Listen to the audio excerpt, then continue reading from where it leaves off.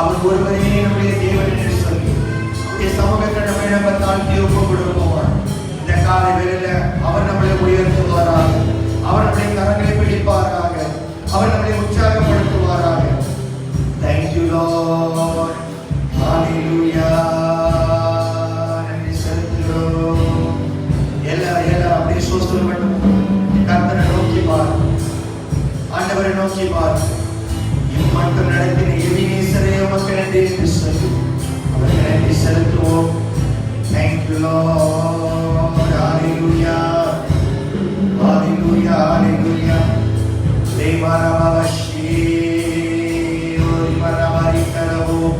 இன்னொரு 30 நாள் அந்த வருஷத்தை நம்ம முடிக்க போகிறோம். புதிய வருஷத்துக்குள்ளார கடந்து போக போகிறோம். புதிய தரிசனங்கள், புதிய திட்டங்கள், புதிய ஆவல், புதிய எதிர்பார்ப்பு. ஆனா அவைகள் மத்தியில கர்த்தர் கிருபையாய் நடத்தி கொண்டிருக்கிறோம். ஆண்டவருடைய சமூகத்தில் நம்மளை அர்ப்பணிப்போம். அவருடைய கரத்தில் நம்மளை நம்ம ஒப்பு கொடுப்போம். ஹalleluya.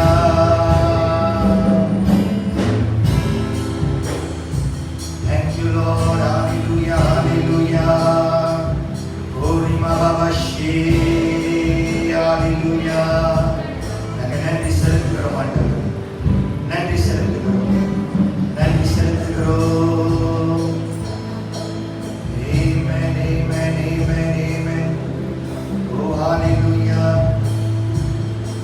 காலையிலே கிருபையும் மாலையிலே மகிமையும், காலையிலே கிருபையும் மாலையிலே மகிமையும் தருகின்ற நல்ல தெய்வமே. காலையிலே கிருபையும் மாலையிலே மகிமையும் தருகின்ற நல்ல தெய்வமே. தாய் மறந்தாலும் மறப்பதில்லையே, தந்தை வெறுத்தாலும் வெறுப்பதில்லையே. தாய் மறந்தாலும் மறப்பதில்லையே, தந்தை வெறுத்தாலும் வெறுப்பதில்லையே. நன்றி சொல்லி துதி பாடி மனதார துதி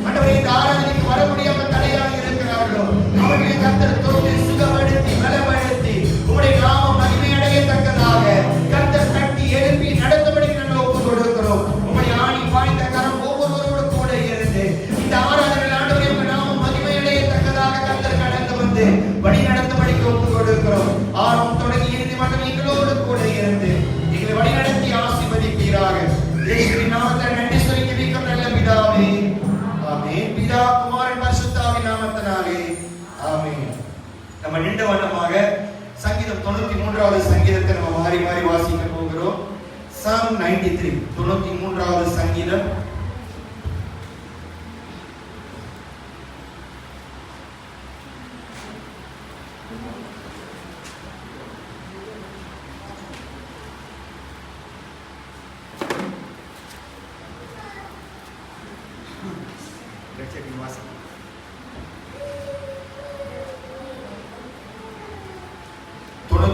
சங்கீதம் எடுத்தவங்க ஆமென் சொல்லுங்க.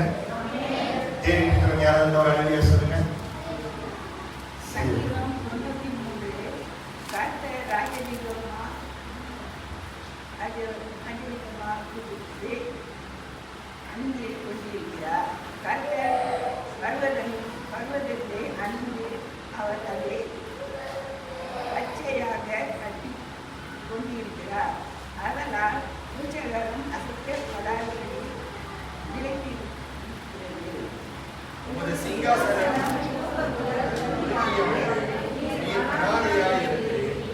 கர்த்தாவே, நதிகள் எழும்பின, நதிகள்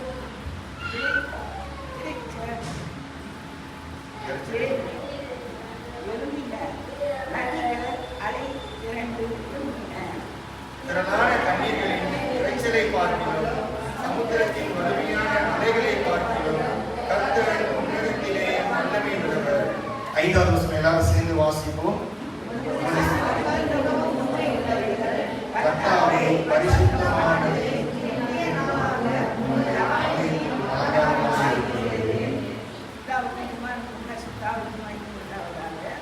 ஆதியிலும் எப்பொழுதும் சதா காலம் இருக்கிறபடியே. ஆமென், ஆமென். ஹல்லேலூயா. எத்தனை பேர் சந்தோஷமா இருக்கிறீங்க? ஆமென். நம்ம துதி பாடலுக்குள்ளார கடந்து போகிறோம். கிறிஸ்தியா அவர்கள் நம்ம துதி பாடலுக்குள்ளார கடந்து போவார்கள்.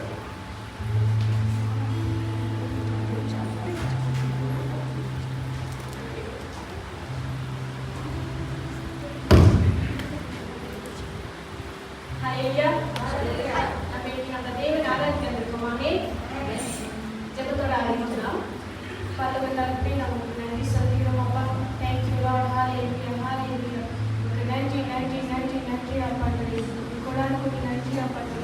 அன்றே இந்த நாள் கொடுத்ததுக்காக நன்றி ஆப்பாட்டே. இந்த ஆராதிக்க வாய்ப்பை கொடுத்ததுக்காக நமக்கு நன்றி செலுத்துகிறோம் ஆப்பாட்டே.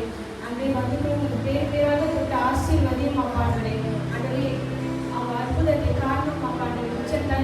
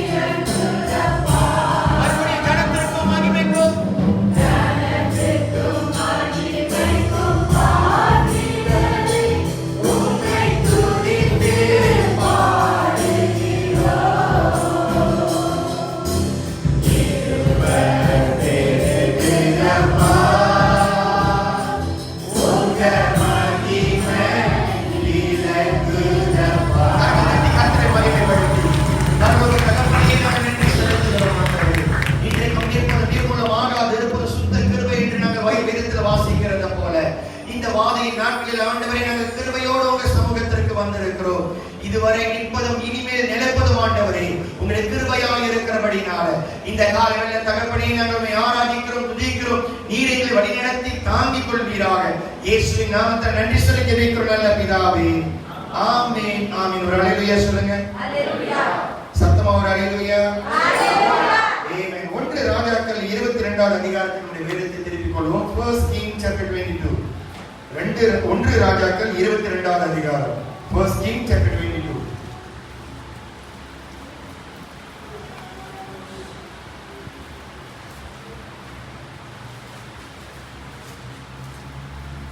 ஒன்று ராஜாக்கள் 22வது அதிகாரம். ஓகே, 5வது வசனம். ஒரே ஒரு வசனத்தை மட்டும் பண்ணி பார்க்க போகிறோம். 5வது வசனம். 1 ராஜாக்கள் 22வது அதிகாரம் 5வது வசனம். பின்னும் யோசபாத் இஸ்ரவேலின் ராஜாவை பார்த்து, கர்த்தருடைய வார்த்தையை இன்றைக்கு விசாரித்து அறியும் என்றான். கர்த்தருடைய வார்த்தையை இன்றைக்கு விசாரித்து அறியும் என்றான். உட்காருங்கள், கர்த்தர் உங்களை ஆசீர்வதிப்பார். அல்லேலூயா. பக்கத்துல இருக்கிறவங்க பார்த்து சொல்லுங்க, விசாரித்து அறியும். விசாரித்து அறியும். அல்லேலூயா. இன்றைக்கு தேவனுடைய செய்தியின் தலைப்பு விசாரித்து அறியும். ஆமென். அல்லேலூயா. விசாரித்து அறியும். அநேக நேரத்துல நம்ம விசாரித்து அறிகிறது கிடையாது. நமக்கு அந்த பொறுமை இல்லை.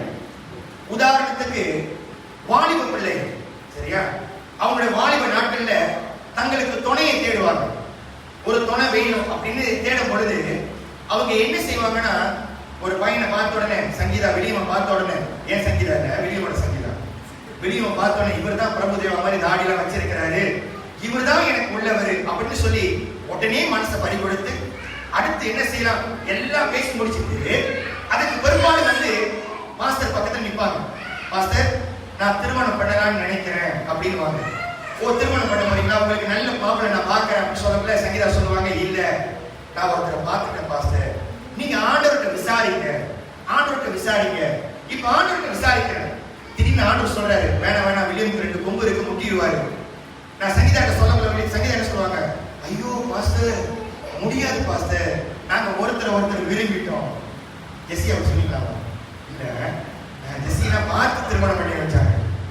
அல்லேலூயா. கவனிங்க, அநேக நேரத்துல நம்ம தேவனுடைய வார்த்தையை விசாரித்து, தேவனுடைய எண்ணங்கள், தேவனுடைய சித்தங்களை விசாரித்து அறிகிறது கிடையாது. நம்ம என்ன செய்யறோம், நம்முடைய தீர்மானத்தை நம்மளே எடுக்கிறவர்களாக இருக்கிறோம். சமீபத்துல என்னுடைய கார் பழுதாச்சு, அது வித்தாச்சு, அதை முடிச்சாச்சு. அதுக்கு பிற்பாடு ஒரு கார் வாங்கணும்னு சொல்லி நானும் என் மனைவியும் பேசிக்கொண்டு கார் விற்கிற இடத்துக்கு போயிருந்தோம். அந்த கார் விற்கிற இடத்துக்கு போன உடனே அந்த இடத்துல உட்கார்ந்து காரை பார்த்து இந்த கார் வேணும்னு சொன்ன உடனே என் மனைவி சொன்னாங்க, முதலாவது நம்ம ஜெபம் பண்ணணும். அந்த கார்லயே உட்கார்ந்து ஜெபம் பண்ணணும். ஆண்டவரே, உமக்கு சித்தமானால் இந்த காருக்கு உண்டான எல்லா லோன், அந்த வசதிகள் எல்லாம் கிடைக்கணும் ஆண்டவரேன்னு சொல்லி ஜெபம் பண்ணிட்டு வந்தோம்.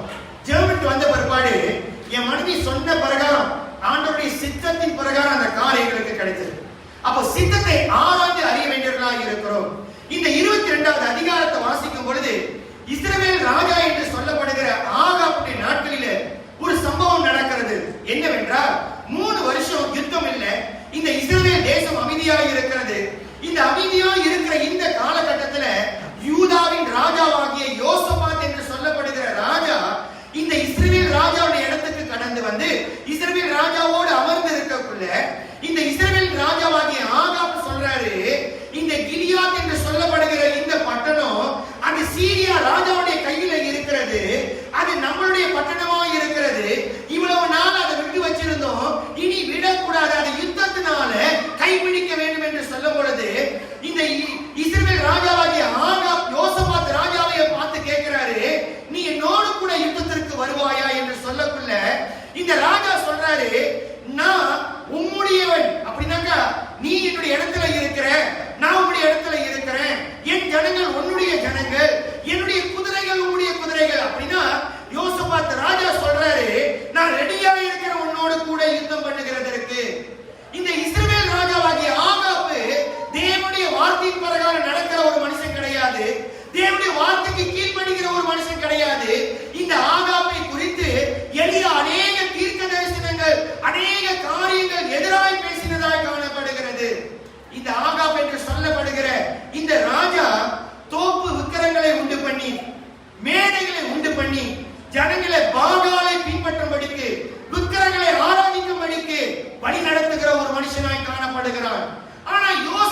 அப்படிப்பட்டவன் கிடையாது.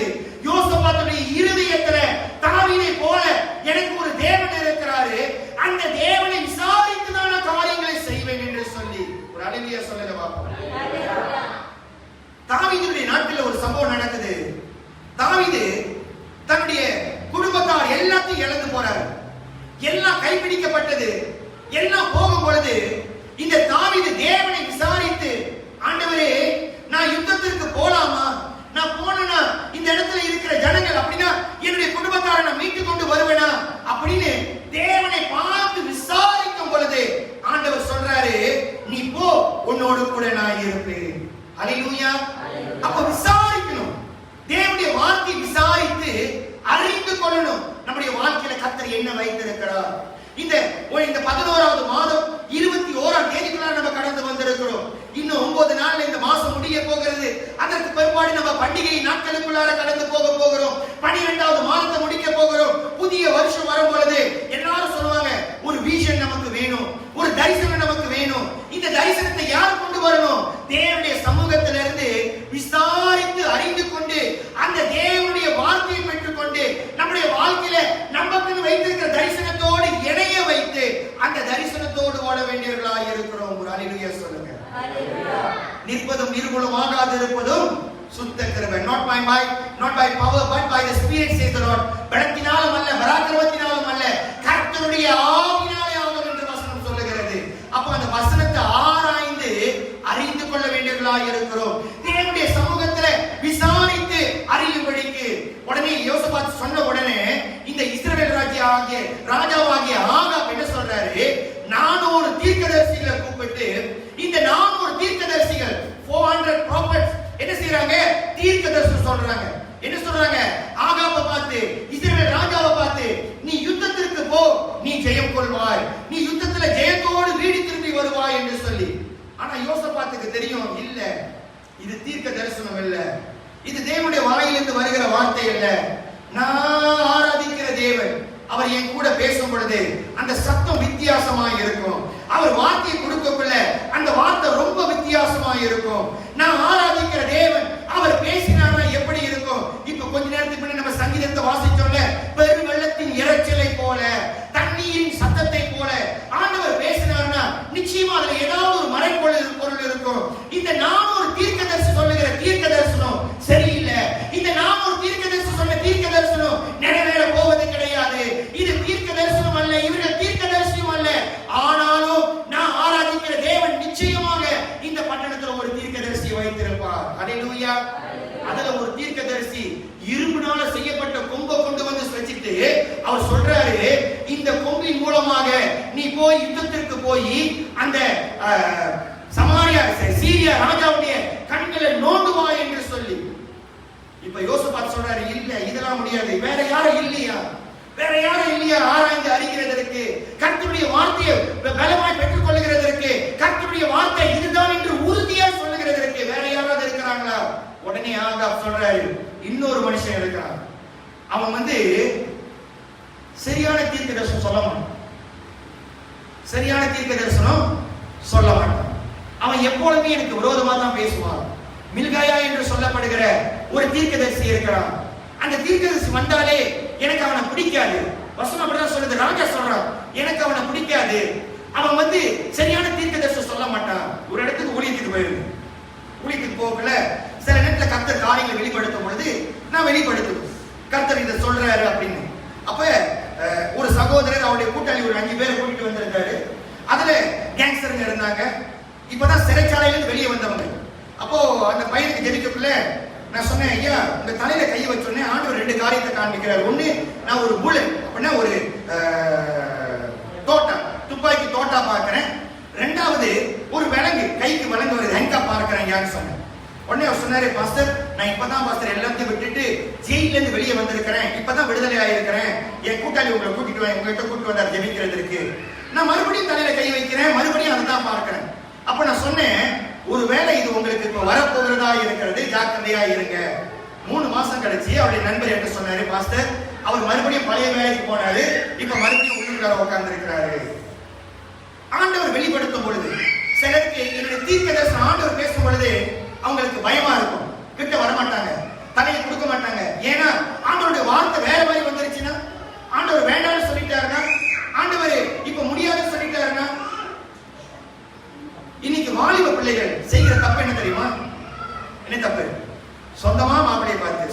பொண்ணை பார்த்து இவங்க தான் எனக்கு வேணும் தேவன் இடத்துல கேட்கறது கிடையாது, ஆண்டவர் சமூகத்துல உட்காருகிறது கிடையாது. வந்து நின்று அவங்க திருமணத்தை ஆரம்பித்து வாழ்க்கையை ஆரம்பித்து 3 மாதம் 2 மாதம் திருமணம் பண்ணி 5 நாள். எனக்கு தெரிஞ்ச ஒரு திருமணம் சர்ச்சில் தாலி கட்டி முடிச்சிட்டு வெளியே போய் கார்ல ஏறுகிறதற்காக சண்டை போட்டு கணவன் மனைவி பிரிஞ்சு போயிட்டாங்க. 2 பேரும் பெரிய கார் வச்சிருக்காங்க, ஒன்னு மெர்சிடிஸ் ஒன்னு BMW. ஒருத்தவங்க சொல்றாங்க மெர்சிடிஸ்ல போகணும், ஒருத்தவங்க சொல்றாங்க BMW போகணும். திருமணம் பண்ணி காதல் பண்ணி திருமணத்தை அன்னைக்கு பலிபீடத்துல இருந்து ஆண்டவருடைய ஆசீர்வாதத்தை பெற்றுக்கொண்டு வெளியே போய் வீட்டுக்கு போகல. ஏன்? ஆண்டவருடைய வார்த்தையை ஆராய்ந்து விசாரிக்கிறது கிடையாது. கர்த்தர் எனக்கு யாரை வைத்திருக்கிறாரு, கர்த்தர் எனக்கு என்ன ஆசீர்வாதங்களை வைத்திருக்கிறாரு. என்னுடைய தங்கச்சி, கடைசி தங்கச்சி, அவங்க யூனிவர்சிட்டியில படிச்சாங்க. அவங்க யூனிவர்சிட்டி படிக்கும் பொழுது ஐடி கோர்ஸ் எடுத்தாங்க. அவங்களோட கோர்ஸ் ஐடி. அப்போ ஐடி செஞ்சு முடிச்சு கிராஜுவேட் ஆகி வந்த பிற்பாடு ரொம்ப நாள் அவங்க என்னென்னமோ முயற்சி பண்ணாங்க, வேலை கிடைக்கல. சோ தற்காலிகமாக ஒரு ஃபேக்டரியில போய் வேலை செஞ்சுட்டு இருக்கக்குள்ள என் தங்கச்சிங்க 2 பேரும் டீச்சரா இருக்கிறாங்க. அடுத்த 2 தங்கச்சி இவங்க கடைசி அதுக்கு மேல இருக்கிறவங்க. அப்ப அவங்க சொன்னாங்க, டீச்சர் வேலைக்கு ஃபார்ம் வெளியாக்கி இருக்கிறாங்க, நீ எழுது அப்படின்னு சொன்னாங்க. உடனே அவங்க சொன்னாங்க, நான் ஐடி படிச்சிருக்கிறேன், ஆண்டவர் எனக்கு ஐடி பிரகாரமான வேலை தான் கொடுப்பாரு, அதனாலதான் இங்க கொண்டு போனாரு. அப்ப என் தங்கச்சிக்கு சொன்னாங்க, ஒரு வேலை இந்த டீச்சர் கோர்ஸ் எடுத்தீங்கன்னா அதுல கர்த்தர் உன்னை ஐடியில கொண்டு போய் நிறுத்தி அங்கிருந்து உன்னை உயர்த்துவாரு, ஏதாவது ஒரு காரியத்துல உயர்த்துவாரு, நீ ட்ரை பண்ணலாம். ரொம்ப வற்புறுத்தி அவங்க திருப்தி இல்லாத ஒரு நிலைமையில தான் அந்த கோர்ஸ்க்கு அப்ளை பண்ணாங்க. ஆனா கர்த்தர் அந்த கோர்ஸ் எடுத்தாரு, அவங்க இந்த பேஸ்டா கொண்டு வந்தாரு. இன்னைக்கு டீச்சரா இருக்கிறாங்க. இங்கிலீஷ்லயும் அந்த ஐடிலயும் அவங்க இந்த பேஸ்டா இருக்கிறாங்க. ஸ்கூல்ல ஐடி இருக்குது, ஓகே, அதுக்கு பயன்படுத்துறாங்க. ஆனா அவங்களோட காரியம் என்னது? English course.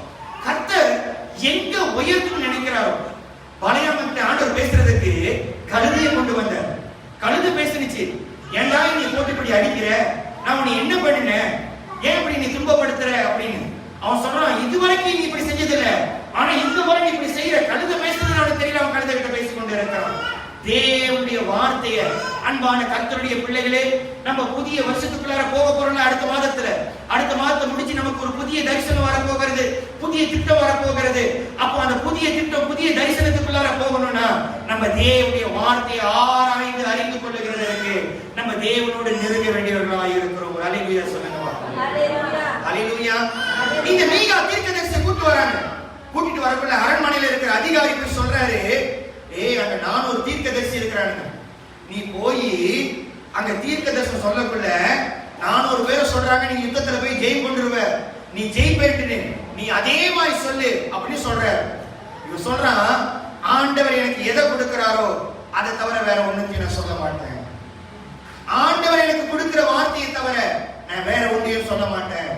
இவர் போய் நின்ற உடனே ராஜா கேட்கிறாரு, நான் யுத்தத்திற்கு போறேன், ஜெயிப்பேனா? இவர் முதல் சொன்னாரு, நீ போ, கர்த்தர் உன் கூட இருக்கிறாரு, ஜெயம் கொள்ளுவேன். அப்ப அந்த ராஜா சொல்ற, நான் எத்தனை வரை உங்ககிட்ட சொல்லணும், நீ உண்மையை பேசுற சொல்லணும். அவர் சொல்றாரு, நீ யுத்தத்திற்கு போவ, திரும்பி வரமாட்ட, யுத்த காலத்துல சத்தம் கேட்கும், அவன் வீட்டுக்கு போங்க, அவன் பட்டணத்துக்கு போங்கன்னு இஸ்ரவேல் ஜனங்கள் சிதறடிக்கப்பட்டவர்களாய் ஓடி போவார்கள் என்று சொல்லி ராஜாவுக்கு கோபம் வந்து ராஜா சொல்வாரு, இவனை கொண்டு போய் பட்டணத்துல இருக்கிற சிறைச்சாலையில வைங்க, நான் யுத்தத்திற்கு போயிட்டு திரும்பி வரேன், நான் வர்ற அளவும் இவனுக்கு அப்பமும் தண்ணீரும், அப்படின்னா கசப்பான அப்பமும் தண்ணீரும், வருத்தத்தின் அப்பமும் தண்ணீரையும் கொடுங்க, அவன் சிறைச்சாலையில இருக்கட்டும். மீகாயா என்ன தெரியுமா சொல்லுவான், நீ உயிரோடு வந்தனா கர்த்தர் என்கிட்ட பேசலன்னு அர்த்தம், கர்த்தர் என்கிட்ட பேசலன்னு அர்த்தம். அன்பான கர்த்தருடைய பிள்ளைகளே, கர்த்தர் உங்களோடு பேசுகிறதற்கு ஆயத்தமாக இருக்கிறார், கர்த்தர் உங்ககிட்ட பேசுகிறதற்கு ஆயத்தமாக இருக்கிறார். அவருடைய சத்தத்தை கேட்கறது நீங்க ஆயத்தமாக இருக்கிறீங்களா? அவருடைய சத்தத்தை ஆராய்ந்து அறிந்து கொள்ளுகிறதற்கு இதுதான் ஆண்டவர் எனக்கு கொடுத்திருக்கிற வார்த்தை. இந்த வார்த்தை மூலமாக கர்த்தர் என்னோடு கூட பேசுறாரு. சில நேரத்துல சில விசுவாசிகள் இன்னைக்கு ஆண்டவர் எனக்கு என்ன வார்த்தை வச்சிருக்கிறாரு அப்படின்னு பைபிளை திறப்பாங்க, திறந்தோன்னு வெளிக்கு ஒரு வார்த்தை வரும், அந்த வார்த்தை தான் கர்த்தர் எனக்கு கொடுத்த ஒரு வார்த்தை அப்படி சொல்லுவாங்க. பார்த்திருக்கீங்களா? இன்னைக்கு பைபிளை திறந்த உடனே Psalm 23, the Lord is my shepherd. இன்னைக்கு கர்த்தர் எனக்கு மேய்ப்பராக இருக்கிறாரு. அல்லேலூயா. நாளைக்கு காலையில திறக்கக்குள்ள செத்து போ அப்படின்னு ஒரு வார்த்தை வரும். ஐயோ, இது சரியில்லாத வார்த்தை. அப்படின்னு இன்னும் கொஞ்சம் திருப்புவாங்க. இன்னும் கொஞ்சம் திருப்புவாங்க, உடனே செய் அப்படின்னு. செத்து போ, உடனே செய். ஐயோ. இன்னொரு வார்த்தை, ஏன் தாமதிக்கிற? எப்படி இருக்கும்? இதான் பைபிள் படிக்கிற, இதான் ஆண்டவருடைய வார்த்தையை ஆராய்ந்து பார்க்கிறதா? இல்ல. ஆண்டவருடைய வார்த்தையை ஆராயக்குள்ள அந்த வார்த்தை இருதயத்தை பிளந்து அதன் மூலமாக நம்மளோடு பேசக்கூடிய வார்த்தையாக இருக்கணும். அல்லேலூயா. ஆண்டவர் யாரையும் தள்ளி கீழே விடுகிற ஆண்டவர் இல்ல. விழுந்து கிடக்கிறவங்களை வார்த்தையினால தூக்கி விடுகிற தேவனாக இருக்கிறாரு. அவர் தூக்கி நிறுத்துகிறவராக இருக்கிறாரு. அவர் கைப்பிடிச்சு தூக்கும் பொழுது நம்ம மேல இருக்கிற அழுக்குகளை கழுவி பரிசுத்தப்படுத்துகிறவராக இருக்கிறாரு.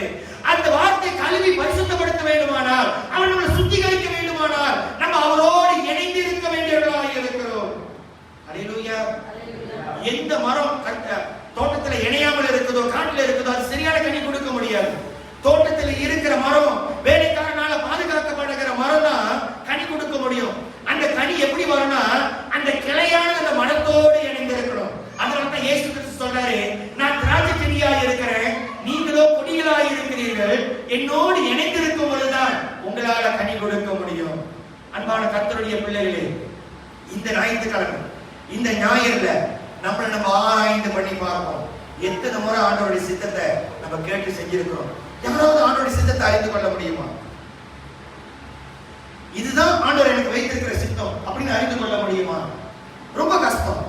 ஏன் இந்த தோட்டத்துல ஆண்டவர் ஆதாமையும் ஏவாளையும் உருவாக்கி, தன்னுடைய கையினால உருவாக்கி அவங்களுக்கு கட்டளையை கொடுத்தாரு. அவங்க கீழ்ப்படிகளை பாவம் செஞ்சாங்க. தோட்டத்தை விட்டு கர்த்தர் வெளியே விரட்டி விட்டாரு. ஆனா ஆண்டவர் மனஸ்தாபப்படல. ஆண்டவர் சொல்ல, ஐ ரிக்ரெட் ஆண்டவர் சொன்னது கிடையாது ஆதாமையும் ஏவாளையும் பார்த்து. ஆனா சவுல ராஜாவாக்கிட்டு இந்த ராஜா கீழ்ப்படியல அப்படின்னு சொன்ன உடனே ஆண்டவர் சாமுவேல் தீர்க்கதரிசி சொல்றாரு, நான் மனஸ்தாபப்படுகிற சவுல ராஜாவாக்குனதற்கு. அல்லேலூயா. அவருடைய எண்ணங்கள் நம்முடைய எண்ணங்கள் அல்ல, அவருடைய சிந்தை நம்முடைய சிந்தை அல்ல. அவர் அப்பாற்பட்ட சிந்தை உடையவராக இருக்கிறார். அதுதான் டுனாமிஸ். அப்படின்னா அப்பாற்பட்டது. அவருடைய எண்ணங்களை புரிந்து கொள்ள முடியாது. இதுதான் கர்த்தர் வைத்திருக்கிற திட்டம். சாந்தி ஒரு வீடு வாங்கணும் அப்படின்னு சொல்லி ஒரு தீர்மானம் பண்ணி ஒரு வீட்டுக்கு போனாங்க. டிபாசிட்டை கட்டினாங்க, அந்த வீட்டுக்கு குடி போனாங்க. லோன் இப்படி எடுத்துடலாம், அப்படி எடுத்துடலாம், இதை செஞ்சிடலாம், பணத்தினால, நம்முடைய சிந்தையினால அப்படி சொல்லி நிறைய முயற்சி பண்ணாங்க. ஆனா ஆண்டவருடைய சித்தம் இல்ல. காரணம் என்ன? சபிக்கப்பட்ட இடத்துல கர்த்தர் கொண்டு போய் நிறுத்த மாட்டார். சாபமாய் இருக்கிற இடத்துல கர்த்தர் கொண்டு போய் நிறுத்த மாட்டார். ஆண்டவர் நம்மளுக்கு கானான் தேசத்தை கொடுக்கிறதுக்கு காத்திருக்கிறார். அந்த கானான் தேசத்துக்குள்ள பிரவேசிக்கிறதற்கு நமக்கு வழியில திறந்து கொடுக்கிறவராக இருக்கிறார். நம்முடைய பாவம் தேனும் ஓடுகிற ஆசீர்வாதத்தை பெற்றுக் கொள்கிறதற்கு நம்மளை வழி நடத்துகிற தேவனாக இருக்கிறார். இந்த காலை வேளையில அவருடைய வார்த்தையை ஆராய்ந்து அறிந்து கொள்ளும்படிக்கு, அவருடைய வார்த்தையை ஆராய்ந்து அறிந்து கொள்ளும்படிக்கு இன்றைக்கு நம்ம ஆயத்தமாக இருக்கிறோமா? அவர் சொல்றாரு, நிற்பதும் நீர்க்குள்ளும் ஆகாது இருப்பதும் சுத்த கிருபையாக இருக்கிறது. அந்த கிருபையை பெற்றுக் கொள்ளுகிறதற்கு, அந்த கிருபை என்கிற வார்த்தை நம்முடைய வாழ்க்கையில நடைமுறைக்குள்ள அபியாசப்படுத்துகிறதற்கு, நம்ம தகுதி உள்ளவர்களாய் மாறுகிறதற்கு அவருடைய சத்தத்தை கேட்க நம்ம ஆயத்தமாக இருக்கிறோமா? அநேக நேரத்துல கிருபை கிருபை கிருபை கிருபை கிருபை கிருபை கிருபைன்னு கிருபையே நாடிக்கொண்டு இருக்கிறோம். அந்த கிருபை நம்மளுக்குள்ளார செயல்பட வேண்டுமானால் அவர் கொடுத்திருக்கிற 10 கட்டளை நம்மளுக்குள்ளார இருக்கணும். அவர் கொடுத்திருக்கிற நியாயப்பிரமாணம் நம்மளுக்குள்ளார இருக்கணும். அவர் கொடுத்திருக்கிற வேத புஸ்தகத்துடைய வார்த்தை நம்மளுக்குள்ளார இருக்கணும். ஏதோ திறந்தோம், படிச்சோம், மூடணும் அப்படிங்கிறது கிடையாது. ஆண்டவருடைய வார்த்தை ஒவ்வொரு நாளும் நமக்கு உணவாக, ஆண்டவருடைய வார்த்தை ஒவ்வொரு நாளும் நமக்கு தாகம் தீர்க்கிற தண்ணீராக, ஆண்டவருடைய உணவு ஒவ்வொரு நாளும் பாதைக்கு வெளிச்சமாக அந்த வார்த்தை நம்மளுக்குள்ளார கிரியை செய்து கொண்டிருக்கணும். அந்த வார்த்தை நம்மளுக்குள்ளார இருந்து கொண்டு இருக்கணும். பைபிள் எடுத்துட்டு வாங்கணும்னு வீட்டுல ஒரு மூலையில இருந்து பைபிள் எடுத்து வந்து தூசியை தட்டி கொடுக்க கூடாது. அந்த பைபிள் ஒவ்வொரு நாளும் அந்த தொடர்ச்சியான வார்த்தைகளை வாசிச்சு அந்த வார்த்தையின் பிரகாரம் நடக்கிற பிள்ளைகளாக காணப்படணும். அப்பதான் தேவனுடைய சித்தம் என்ன, தேவனுடைய நோக்கம் என்ன, தேவன் நம்முடைய வாழ்க்கையில எண்ணத்தை வைத்திருக்கிறாரு, நம்ம எண்ணத்தை பெற்றுக்கொள்ள போகிறோம் அப்படிங்கறத அறிந்து கொள்ளுகிறதற்கு நம்ம ஆயத்தப்படுத்த முடியும். அல்லேலூயா, அல்லேலூயா. திருமணமானவங்க கை தூக்குங்க. சரி, பெண்கள் உங்களுக்கு ஒரு கேள்வி. உங்க கணவரை ஆராய்ந்து அறிஞ்சிட்டீங்களா? Did you understand your husband 100%? சரி, கணவர் மாறு, நானும் சேர்த்து மனைவி மாறுகிறார். ஆராய்ந்து அறிஞ்சு 100% இல்ல. ஒரு மனுஷனையே நம்மளால ஆராய்ந்து அறிந்து கொள்ள முடியல. அவங்க எந்த நேரத்துல எப்படி இருப்பாங்க, அவங்களுடைய எதிர்பார்ப்பு என்ன. என் மனைவிக்கு பர்த்டேனா ஒரு ரோஜா பூ வாங்கி கொடுத்துட்டா போதும். அவங்க ரோஜா பூ மாதிரி அப்படியே வாடி வதங்கி அப்படியே ஆயிடுவாங்க. ஆனா நான் அப்படி இல்லை. எனக்கு ரோஜா பூ கொடுத்தாலும் சரி, இல்ல விலை உயர்ந்த பூ கொடுத்தாலும் சரி, நான் கல்லு மாதிரி அப்படியே நிக்கிற ஒரு ஆள். நான் இப்படின்னா இப்படிதான் அப்படி நிக்கிற ஒரு ஆள். ஹல்லேலூயா. அதனால என் மனைவி சொல்றாங்க, உங்களுக்கு என்னதான் வாங்கி கொடுக்குறேன் தெரியும், எனக்கு வாங்கி கொடுக்குறேன் ஜெட் வாங்கி கொடுக்குறேன், பறக்கிறதுக்கு ஜெட். ஹல்லேலூயா. ஆமென். அப்போ கர்த்தரை அறிந்து கொள்ளுகிறதற்கு நம்ம பிரயாசப்பட வேண்டியவர்களாக இருக்கிறோம். வசனம் சொல்லுகிறது, அவர் என்றைக்குமே மாறாதவராக இருக்கிறார். மனிதர்கள் மாறலாம், பெற்றெடுத்த தாயும் தகப்பனும் மாறலாம், உற்றார் உறவினர்கள் மாறலாம், ஆனா கர்த்தர் மாறாதவராய் இருக்கிறாரு. அவர் மாறாதவராய் இருக்கிறபடியினால அவர் ஆராய்ந்து அறிகிறதற்கு நம்ம பிரயாசப்பட வேண்டிய முடியாது. ஆனா முயற்சி எடுக்க வேண்டியவர்களாய் இருக்கிறோம். ஆபிரகாமை பார்த்து ஆண்டவர் சொல்றாரு, ஆபிரகாமே நீ உன் தகப்பனுடைய உற்றார் உறவினர் விட்டு உன் தகப்பனை விட்டு நீ வெளியே வா, நான் உன்னை ஆசீர்வதிக்க போறேன் ஆண்டவர் சொல்லி வெளியே கூட்டிட்டு வந்து அந்த ராத்திரிலே அவனை சீமான ஆக்கல, அந்த ராத்திரிலே அவனை பணக்காரன் ஆக்கல, அந்த ராத்திரிலே அவனை ஐஸ்வர்யவானாய் ஆக்கல. ஆனா ஆண்டவர் அவனை படிப்படியாய் அவருடைய சித்தத்தின் பிரகாரம் அவனை ஆசீர்வதித்தவராய் காணப்படுகிறார். அவனுக்கும் ஒரு பிரச்சனை வருகிறது. ஒரு ராஜா வந்து அந்த இடத்துல இருந்த எல்லாத்தையும் சிறைபிடிச்சு கொண்டு போகும் பொழுது அவனுடைய மனைவி பிள்ளைகளை சிறைபிடிச்சு கொண்டு போயிட்டாரு. இப்ப ஆபிரகாம் காலையில எழுந்திருச்ச உடனே கர்த்தரை நோக்கி பார்த்து, ஆண்டவரே நான் இந்த யுத்தத்திற்கு போறேன், இது சரியா சரியில்லையான்னு ஆண்டவருடைய வார்த்தையை ஆராய்ந்து அறிந்து பார்த்தவனாய் காணப்படுகிறான். அதனால்தான் இன்றைக்கு விசுவாசத்துல ஆபிரகாம் தகப்பனாய் காணப்படுகிறான், விசுவாசத்திற்கு தந்தை என்று சொல்லப்படுகிறான். தாவீது எந்த யுத்தத்திற்கு போனாலும் கர்த்தர் என்னோடு கூட இருக்கணும் அப்படி சொல்லி ஏர்போர்ட்டை கொண்டு வர சொல்லி தீர்க்கதரிசியை வர வைத்து அந்த தீர்க்கதரிசி இடத்துல தேவனுடைய வார்த்தையை கேட்டு என்ன செய்ய வேண்டும் என்று சொல்லி ஆராய்ந்து அறிந்து போய் யுத்தத்தில் ஜெயம் கொள்ளுகிறவனாய் காணப்படுகிறான். ஹல்லேலூயா சொல்லுங்க பாப்போம். இன்றைக்கு நீங்க ஒரு முடிவு பண்ணுங்க. அடுத்து வரப்போகிற நாட்களில ஆண்டவரே என்னுடைய வாழ்க்கையில நான் ஆராய்ந்து பார்க்கணும். ஆண்டவரே உங்க வாழ்க்கை நான் ஆராய்ந்து அறிந்து கொள்ளணும். நான் ஆகாப் ராஜாவை போல இருக்கக்கூடாது, நான் யோசபாத்தை போல நான் கர்த்தருடைய சமூகத்துல காத்திருந்து வார்த்தையை பெற்றுக்கொள்ள வேண்டியவனாக இருக்கிறேன். நான் கர்த்தருடைய சமூகத்துல காத்திருந்து எனக்கு வரப்போகிற நன்மைகளை பெற்றுக்கொள்ள வேண்டியவனாக இருக்கிறேன். நான் கர்த்தருடைய சமூகத்துல காத்திருந்து அவர் எனக்கு கொண்டு வர போகிற ஆசீர்வாதங்களை பெற்றுக் கொள்கிறதற்கு அவருடைய வார்த்தையை நான் ஆராய்ந்து பார்க்க போகிறேன் என்று நிறைய பேர் ஜெபிக்கிறதுக்கு வருவாங்க. வரப்புல வீடு வாங்கணும், கார் வாங்கணும், நல்ல வேலை வேணும், நல்ல கணவர் வேணும், மனைவி வேணும். அதெல்லாம் கிடைச்ச பிற்பாடு ஆண்டவர் மறந்துடுவாங்க. வீடு கிடைச்சிடும், கார் கிடைச்சிடும், சேர்ச்சுக்கு வர மாட்டாங்க. வேலை கிடைச்சிடும், சேர்ச்சுக்கு வர மாட்டாங்க. வேலை கிடைச்சிடும் சொல்லுவாங்க, வேலை எங்களுக்கு நேரம் இல்லை pastor, no time for come to church pastor, sorry pastor, very sorry, but we will find a day. ஒரு நாளைக்கு நாங்க வருவோம். எப்ப? எத்தனை பேர் பள்ளிவாசல் மின்னுக்கு போயிருக்கிறீங்க? நம்ம மலேசியால இருக்கிற மஸ்ஜித் மின்னுக்கு போனீங்கன்னா, இந்த தடவை போனீங்கன்னா பாருங்க, அங்க ஒரு சைன் போர்ட் போட்டுருப்பாங்க, சிம்பாயாங்க sebelum anda disembayangkan, pray before you being prayed. அப்படின்னா நம்ம செத்து சர்ச்சுக்குள்ள கொண்டு வந்து அடக்க ஆராதனை ஜெபிக்கிறதுக்கு முன்பதாக நீ ஜெபிக்க கத்துக்கணும். நல்ல ஒரு ஸ்லோகன். ஆனா அந்த ஸ்லோகனை போட்டிருக்கிற அவங்க வற்புறுத்தல் நினைச்சு போக மாட்டாங்க சாமி கும்பிடுறதுக்கு. அவங்க கட்டாயமா வற்புறுத்தப்படுகிறதுனால தான் போறாங்க. நம்ம அப்படி இருக்கக்கூடாது. தேவனை தேடுகிற பிள்ளைகளாக, ஓய்வு நாள்ல கர்த்தரை ஆராதிக்கிற பிள்ளைகளாக, தேவனுடைய வார்த்தையை அனுதினம் தேடி பார்க்கிற பிள்ளைகளாக, என் தேவன் இந்த காலை வேலை எனக்கு என்ன வைத்திருக்கிறார், இந்த மத்தியான வேலை என்ன வைத்திருக்கிறாரு, இந்த சாயங்கால வேலை என்ன வைத்திருக்கிறாரு, நான் போனா நடக்குமா, நான் ஆரம்பிக்க போகிற இந்த தொழில் ஆசீர்வதிக்கப்படுமா, நான் செய்ய போகிற காரியங்கள் வாய்க்கப்படுமா, நான் வாங்க போகிற வீடு எனக்கு ஆசீர்வாதமா இருக்குமா, நான் வாங்க போகிற வாகனம் எனக்கு ஆசீர்வாதமா இருக்குமா. ஒரு சகோதரி, அவங்களுக்கு பிள்ளை இல்லை, திருமணமாகி பிள்ளை இல்லை. அப்ப ஜெபிக்க வந்து 5 வருஷம் கழிச்சு கர்த்தர் பிள்ளையை கொடுத்தார். பிள்ளை கிடைச்ச உடனே கர்த்தரை மறந்துட்டாங்க. பிள்ளை கிடைச்ச உடனே கர்த்தரை மறந்துட்டாங்க. அப்புறம் மறுபடியும் வந்தாங்க, மறுபடியும் கர்த்தர் இன்னொரு பிள்ளையை கொடுத்தாரு, கர்த்தர் ஆசீர்வதிக்கிறாரு. ஆனா இதுக்கு மேல கர்த்தரை மறந்துடக்கூடாது. கர்த்தர் கொடுத்ததை எடுத்தாருன்னா எப்படி இருக்கும்? எப்படி இருக்கும்? அதனால மறந்துடக்கூடாது. அவரை தேடுகிறத விட்டுறக்கூடாது. அவரை ஆராதிக்கிறத விட்டுறக்கூடாது. யாரா இருந்தாலும் சரி, ஓய்வு நாள் கர்த்தருடைய நாளாக இருக்கிறது. 6 நாள் உங்களுக்கு கொடுத்திருக்கிறார். 24 மணி நேரம் ஒரு நாளைக்கு. 24 மணி நேரத்துல தசம பாகம் எவ்வளவு? 10%. 2 hours 14 minutes. 2 மணி நேரம் 40 நிமிஷம். 2 மணி நேரம் 40 நிமிஷம் ஆண்டவருடைய சமூகத்துல உட்காருங்கன்னு சொன்னாக்கா, ஒரு நாளைக்கு 8 மணி நேரம் வேலை செஞ்சுட்டு வந்தீங்க, வீட்டுல 4 மணி நேரம் சமைச்சீங்க, சுத்தம் பண்ணீங்க. இப்ப போய் உட்கார சொன்னாங்க, நீங்க என்ன செய்வீங்க? உட்கார்ந்து அப்படியே தூங்கிடுவீங்க. ஒரு 10 நிமிஷம், அந்த 10 நிமிஷம் ஆண்டவரை பார்த்து ஆண்டவரே சொல்லுங்க, வாய் பொழந்து பொழந்து பொழந்து பொழந்து அந்த 10 நிமிஷம் தூக்கம் வந்துடும், அதோட தூங்கிடுவீங்க. ஆமாவா இல்லையா? ஆனா அந்த 2 மணி நேரம் 40 நிமிஷத்துக்காக ஆண்டவர் காலையில உங்க கூட வருவார். அந்த 10 நிமிஷம் நீங்க பேச வர 10 நிமிஷம் கர்த்தர் உங்க கூட வந்து இருப்பார். ஆவியானவர் உங்க கூட நடந்து கொண்டு இருப்பார். ஐயோ பாதுகாக்கணும் என் பிள்ளை என் மக. ஆனா நம்மளுக்கு அப்பாவை பார்க்கறதுக்கு நேரம் இல்லை, தகப்பனுடைய வார்த்தையை கேட்கறதுக்கு நேரம் இல்லை. இளைய மகனை பார்த்து தகப்பன் சொல்றாரு, வேண்டாம் நீ போகாத, ஆஸ்தி எடுத்துட்டு போகாத, நீ இங்கே இரு, இங்க இருந்தா இன்னும் ஆசீர்வாதமா இருப்ப.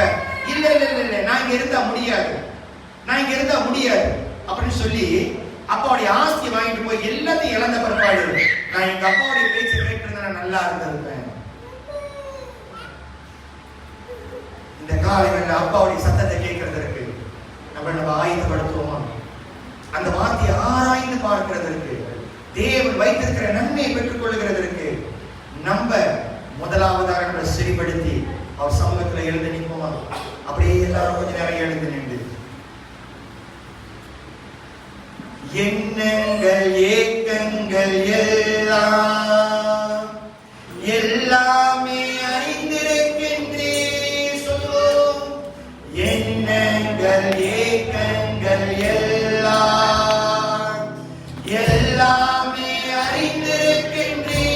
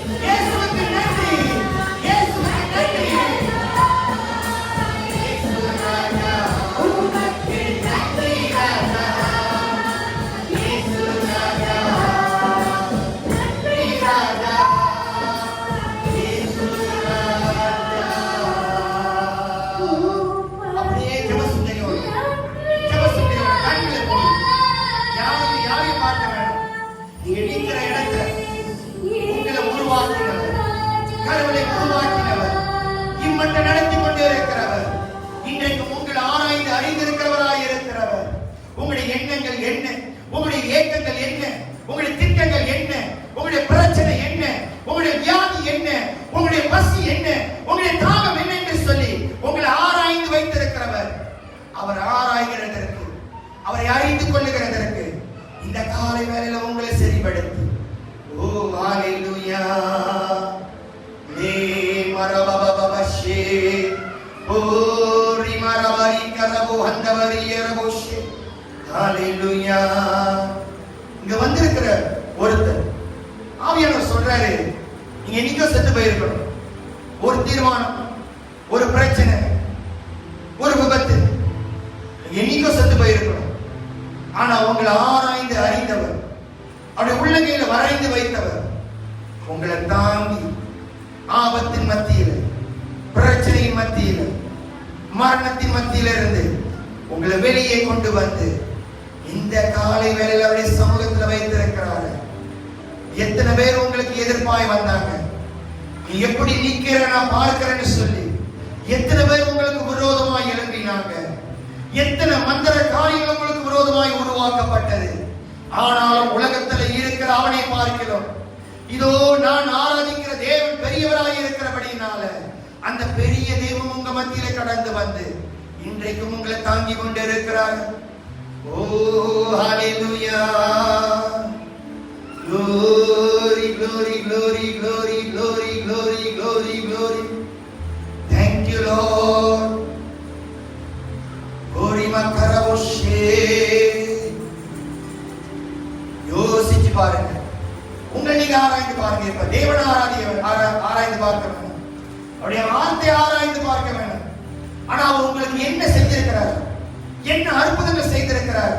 இந்த நேரத்துல ஜீவனோடு கூட இருக்கிறவன் எத்தனை எத்தனை எத்தனை காரியங்கள் நமக்கு செய்தாரே, அவருக்கு நம்ம என்ன செய்ய போகிறோம்.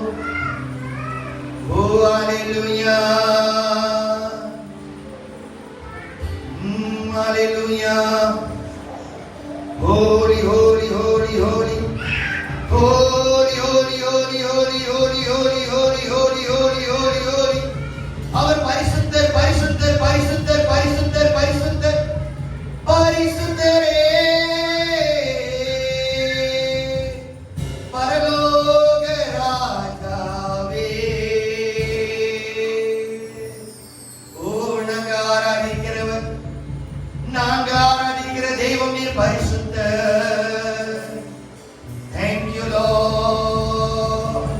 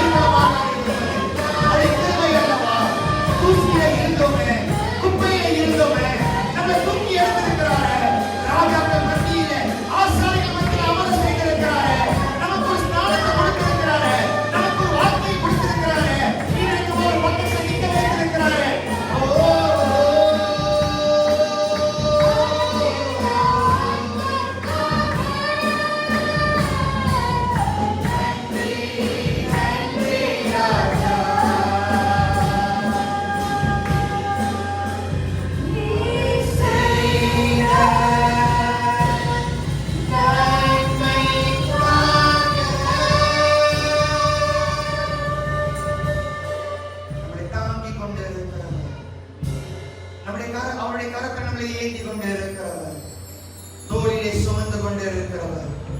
வருத்தப்பட்டு பாரம் சுமக்கிறவர்களே வாருங்கள் என்னிடம், நான் உனக்கு இளைப்பாறுதலை கொடுப்பேன் என்று சொல்லி நமக்கு இளைப்பாறுதலை கொடுக்க காத்திருக்கிறவராக இருக்கிறவர். ஆதியிலே வார்த்தையாய் இருந்தவர், மாம்சமாகி இயேசுவாய் நம் மத்தியிலே உலாவினவர், இன்றைக்கும் பரலோகத்துல தேவனுடைய வலது பசத்துல வீட்டிருக்கிறவராய், பரிந்து பேசுகிறவராய், அற்புதங்களை செய்கிறவராய், அதிசயங்களை காண்பிக்கிறவராய், இல்லாதவர்களை இருப்பதை போல அழைத்து இந்த காலை வேளை நடத்தி கொண்டு இருக்கிறார்கள். அவருக்கு நன்றி சொல்ல எவ்வளவு கடன்பட்டு இருக்கிறோம், எவ்வளவு கடமை உள்ளவர்களாய் காணப்படுகிறோம். இன்றைக்கும் அவரை ஆராய்ந்து பார்த்து, அவருடைய வார்த்தையை ஆராய்ந்து பார்த்து அறிந்து கொண்டு நம்முடைய வாழ்க்கையில் அபியாசப்படுத்துகிறதற்கு நம்ம ஆயத்தப்படுத்துவோம். பரலோக தகப்பனே, நாங்கள் நன்றி செலுத்துகிறோம் ஆண்டவரே. எவ்வளவு கண்ணீரை கடந்தாலும், எவ்வளவு வேதனையை நாங்கள் கடந்தாலும், எவ்வளவு பிரச்சனை மத்தியில நாங்கள் கடந்து போனாலும், நீர் எங்களோடு இராவிட்டால் ஆண்டவரே நாங்கள் ஒன்று செய்ய முடியாத, நாங்க நடக்க முடியாத, நாங்க அடுத்த அடி எடுத்து வைக்க முடியாத இந்த 11வது மாதம், இந்த நவம்பர் மாதத்திலிருந்து 21ஆம் தேதி வரைக்கும் எங்களை நடத்தி கொண்டு வந்திருக்கிறீர்கள் ஆண்டவரே. உமக்கு நாங்க நன்றி செலுத்துகிறோம். நாங்க வாதையை பார்த்தோம் ஆண்டவரே, வாதையின் நாட்களில் கடந்து வந்து கொண்டே இருக்கிறோம். நீர் எங்களோடு கூட இருக்கிறீரே, உமக்கு நாங்க நன்றி செலுத்துகிறோம். நன்றி செலுத்துகிறோம் ஆண்டவரே. நீர் எங்களை தொடர்ந்து வழி நடத்துவீராக. எல்லா துதி கன மகிமை கர்த்தர் ஒருவருக்கே ஏறெடுக்கிறோம். இயேசுவின் நாமத்தில் நன்றி செலுத்துகிறோம் நல்ல பிதாவே. ஆமென் ஆமென். ஹல்லேலூயா ஹல்லேலூயா. எத்தனை பேருக்கு வார்த்தை புரிஞ்சிச்சு? எத்தனை பேர் ஆராய்ந்து பார்க்க போறீங்க ஆண்டவரை? எத்தனை பேர் அறிந்து கொள்ள போறீங்க?